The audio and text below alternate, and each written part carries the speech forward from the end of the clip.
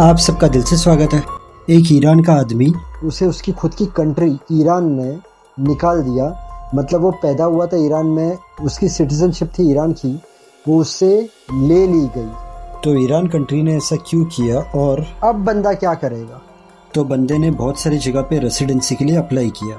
अब एक कंट्री उसे रेफ्यूजी स्टेटस देती भी है, भाई साहब जाते भी हैं, बट उसके जो डॉक्यूमेंट्स आईडी रहते हैं एक बैग के अंदर, वो बैग हो जाती है चोरी।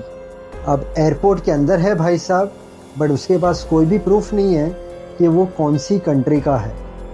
तो वो एयरपोर्ट पे फंस गया है और वो 18 साल एयरपोर्ट पे रहता है। सही सुना आपने, वो इतनी बुरी तरीके से फंस गया था एयरपोर्ट पे कि वो 18 साल तक एयरपोर्ट पे रहता है। तो एयरपोर्ट ने अलाउ कैसे किया उसे 18 साल रहने के लिए? और भाई साहब ने 18 साल तक एयरपोर्ट पे किया क्या? उसके बाद उसके पेपर्स आते हैं रेसिडेंसी के, तो उसने रिजेक्ट कर दिए वो पेपर।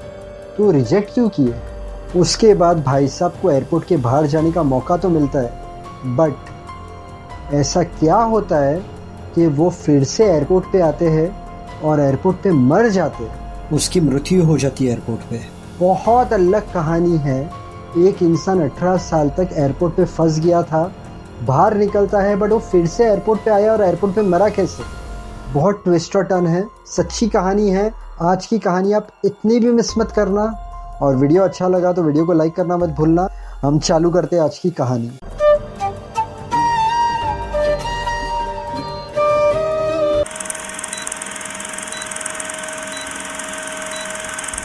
मेहरान करीमी नसीरी, इनका जन्म होता है 1945 ईरान में। इनके डैड थे डॉक्टर। 1967 में जब मेहरान होता है 22 साल का, तब मेहरान के डैड ऑफ हो जाते हैं। उसके डैड जैसे ऑफ होते हैं, मेहरान को पता चलता है कि मेहरान की जो माँ है वो उसकी रियल माँ नहीं है। मेहरान के डैड का एक्स्ट्रा मैरिटल अफेयर था एक स्कॉटिश नर्स के साथ, और मेहरान उसका लड़का है। अब मेहरान के 6 सिबलिंग्स थे, 4 भाई और 2 बहन। जैसे फादर गुजरे वो लोग सब लोग मेहरान से दूर हो गए।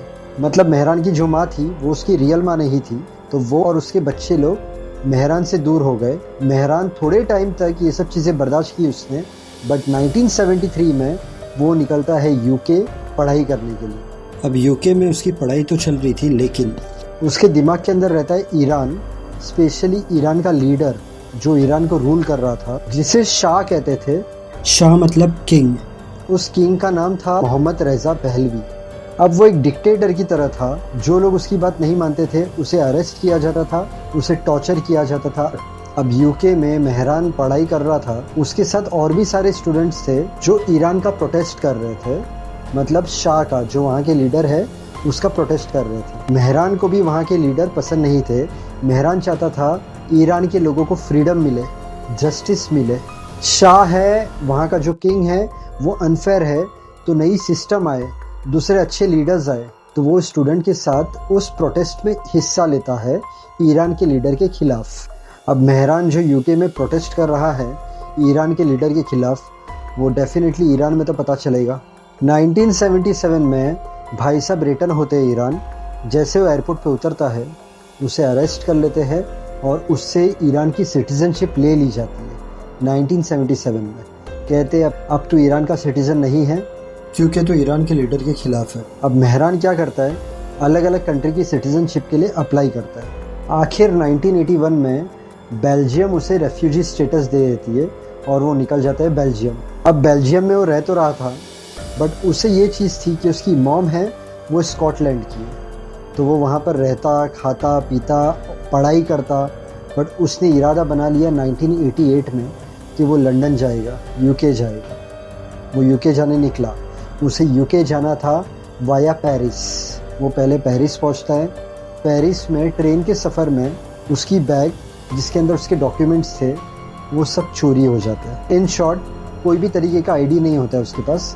जो बैग के अंदर वो सब चीज़ें रहती है वो चोर लेके चले गया। अब ये भाई साहब यूके तो पहुंच जाते हैं, बट यूके से इसे रिटर्न कर दिया जाता है। तेरे पास कोई आईडी ही नहीं है कि तू कौन सी कंट्री का है, तो हम लोग तुझे एंट्री नहीं दे सकते यूके में। वो लोग उसे फिर से भेज देते पेरिस। एयरपोर्ट का नाम रहता है चार्ल्स डे गोल।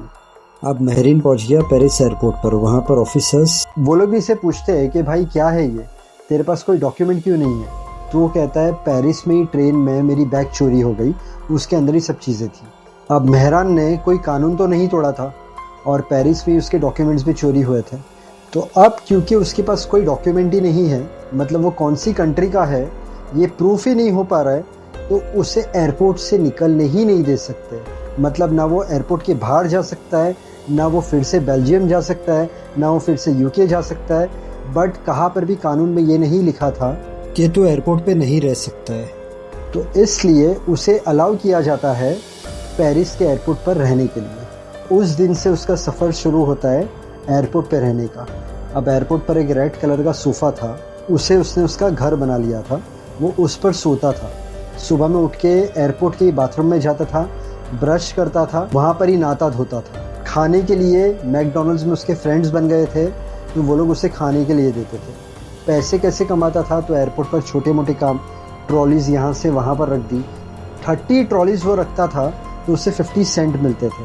तो ऐसे करके दिन में वो काम कर लेता था। वो रोज़ाना बुक लिखता था, रोज़ पैसेंजर्स को आते हुए देखता था, जाते हुए देखता था। बहुत सारे पैसेंजर्स की उसके साथ दोस्ती हो गई थी। बहुत सारे पैसेंजर्स उसे कपड़े देते थे, उसके साथ बातें करते थे। अब ऐसे करते करते भाई साहब न्यूज़ में आने लगे और एक वकील था उसके कांटेक्ट में आ गए। वकील का नाम था, लॉयर का नाम था क्रिश्चियन बोर्गेट। वो उसके लिए काफ़ी सालों तक लड़ता है। वो रोज़ आता है, इसके साथ बात करता है। उसे भी बहुत सिंपैथी थी कि एक आदमी, उसके डॉक्यूमेंट्स की चोरी हो गई है, वो कोई कंट्री में एंटर नहीं कर सकता है, तो मैं जल्दी से जल्दी उसे कोई कंट्री के पेपर्स दिला दूँ, कोई कंट्री की सिटीजनशिप दिला दूँ, ताकि वो एयरपोर्ट से बाहर निकल सके। अब इस बीच जब वो एयरपोर्ट पे रहता था, अब उससे एक लेटर आता है रेड क्रॉस ऑर्गेनाइजेशन की तरफ से। अब ये ऑर्गेनाइजेशन क्या करती है, वॉर के टाइम पे, डिजास्टर के टाइम या कोई रेफ्यूजीज हो, इन लोगों को मदद करती है।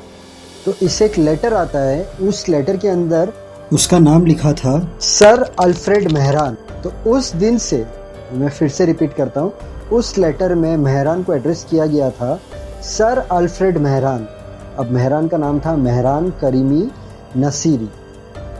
तो उसे जब सर अल्फ्रेड मेहरान नाम से लेटर में बुलाया गया तो बहुत खुश हो गया और उसने उस दिन से उसका नाम रख दिया सर अल्फ्रेड मेहरान। उस दिन के बाद से उसे कोई भी पूछता तो वो यही कहता, मेरा नाम सर अल्फ्रेड मेहरान है। जो लेटर उसे आया था वो नॉर्मली हेल्प का लेटर था, बट उस लेटर के ज़रिए उसने अपनी आइडेंटिटी चेंज कर ली। उसने खुद ने ये बिलीव करवाया अपने आप को कि आज से मेरा नाम सर अल्फ्रेड मेहरान ही है। अब टाइम बीतते जा रहा था, लॉयर भी बहुत कोशिश कर रहा था, ये एयरपोर्ट पे रहता, बहुत सारे न्यूज़ पोर्टल को इंटरव्यू भी देता। अब 1999 में with the help of lawyer Mehran creamy Nasiri को फ्रांस ने ऑफ़र किया रेसिडेंसी स्टेटस, बट हमारे मेहरान भाई ने उसे रिफ्यूज़ कर दिया। क्यों रिफ्यूज़ किया? क्योंकि उस डॉक्यूमेंट पर लिखा था Mehran creamy Nasiri residence of Iran, और वो कहता है मुझे रेसिडेंसी स्टेटस के लिए ऐसे पेपर नहीं चाहिए, मुझे ये चाहिए कि मेरा नाम लिखा जाए सर अल्फ्रेड मेहरान। सिटीज़नशिप मेरी ईरान की नहीं लिखी जाए, सिटीज़नशिप मेरी यूके की लिखी जाए। ये दो चीज़ अगर रेसिडेंसी स्टेटस में लिखते हैं तो ही मैं वो पेपर एक्सेप्ट करूँगा। वो तो रियल में ईरानियन था, तो यूके क्यों लिखेगी? सेकंड, उसका नाम था महरीन करीमी नसीरी। वो तो सिर्फ एक लेटर में बाय मिस्टेक उसका नाम लिखा हुआ आया था सर अल्फ्रेड मेहरान। तो उसे चाहिए था फ्रांस की मेरी रेसिडेंसी स्टेटस पर भी ये लिखा जाए कि मेरा नाम है सर अल्फ्रेड मेहरान। तो फिर वो वकील और वहाँ के लोग ये समझने लग गए कि लगता है इसे एयरपोर्ट पे रहना पसंद है, इसलिए ये रेसिडेंसी स्टेटस को रिफ्यूज़ कर रहा है। बस वकील चले गया उसके रास्ते।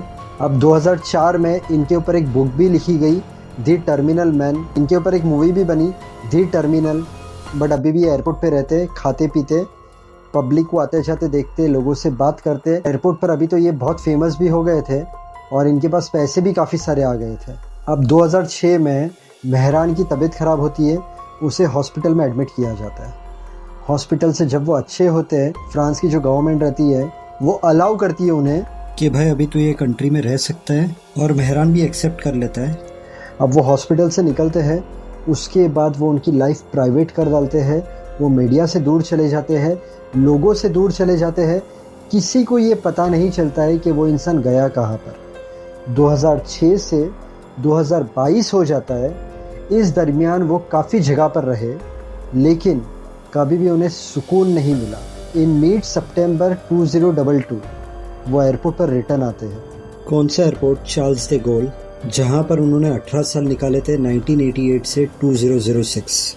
अब एयरपोर्ट पर तो लोग उन्हें पहले से पहचानते थे, लोग उन्हें मिलते हैं, खुश हो जाते हैं, ये रिक्वेस्ट करते हैं कि मुझे यहाँ पर रहने दो, अभी तो मैं काफ़ी ओल्ड हो चुका हूँ। 76 ईयर्स के हो गए थे वो। अब एयरपोर्ट अथॉरिटीज़ का इनके साथ इतना अच्छा रेपो था कि वो लोग इजाज़त दे देते कि तुम रहो यहाँ पर। सितंबर 2022 में वो आए थे। नवंबर 12 2022 में वही एयरपोर्ट पर उनकी मौत हो जाती है हार्ट अटैक से। 1988 में वो पेरिस के एयरपोर्ट पर फंसे। 2006 18 साल के बाद वो एयरपोर्ट से निकले। उसके बाद वो बहुत जगह पर घूमे, बट जब उनकी मौत आने वाली थी तब उन्हें अंदर से ऐसी फीलिंग आ गई थी कि मुझे मेरी मौत चाहिए जहाँ पर मैंने 18 साल बिताए हैं। मतलब उनके लिए वो टाइम बहुत प्रेशियस था, इसलिए पता नहीं, बट उनकी मौत के थोड़े समय पहले ही वो एयरपोर्ट पर पहुँचते हैं और बराबर थोड़ा समय होता है, सितंबर में वो आते हैं। नवंबर में ही 2022 में उनकी मौत होती है एयरपोर्ट पर हार्ट अटैक से। आपको अगर ऐसी सब कहानियों में इंटरेस्ट है, सच्ची कहानियों में, तो यहाँ पर मैंने थंबनेल डाला है। मेरे चैनल पर आपको ऐसी बहुत सारी कहानियाँ मिलेगी, suspense, mystery, horror, time traveller, actors की लाइफ स्टोरी।